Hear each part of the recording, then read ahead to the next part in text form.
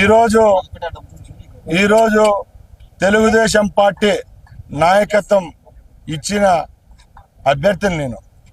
Telugu Desam party నాయకుడు నారా చంద్రబాబు నాయుడు గారు నన్ను ఇక్కడ అభ్యర్థిగా ప్రకటించినారు. నేను నా ధర్మం ఏంది, Telugu Desam party rules and guide lines ప్రకారమే నేను పనిచేస్తా. నాకు ఆయన అభ్యర్థిగా పెట్టినాడు. నేను ఈ కార్యకర్తలను కాపాడుకునే బాధ్యత నాకుంది. వాళ్ళతో నేను పనిచేస్తాను.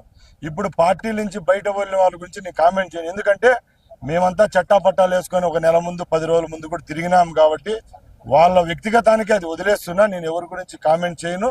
తప్పకుండా ఈరోజు మాకొకటే ఆనందం ఉంది, నాయకులు పోయినా కూడా కార్యకర్తలు బలంగా ఉన్నారు. ఈరోజు తెలుగుదేశం పార్టీ కార్యకర్త సైనికులంతా మా వెంట ఉన్నారు.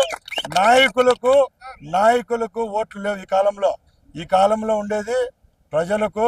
కార్యకర్తలు అండదండలుగా ఉంటారు. కార్యకర్తలు పార్టీకి వెన్నెముక లాంటి వాళ్ళు. మీకు ఒక ఎగ్జాంపుల్ చెప్తా.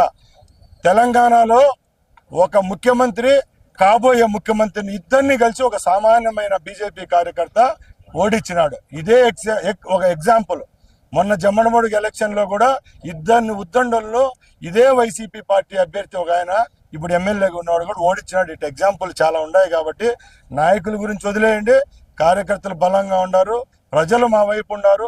రేపు జరగబోయే ఎన్నికల్లో Telugu Desam party manifesto, Telugu Desam party ఇవ్వబోయే పరిపాలనపై నమ్మకంతో మాకు ఓట్లేస్తారు. ఈ 5 సంవత్సరాల్లో వీళ్ళు ప్రజలపై చేసిన ఆగడాలన్నీ ప్రజల దృష్టికి వచ్చినాయి.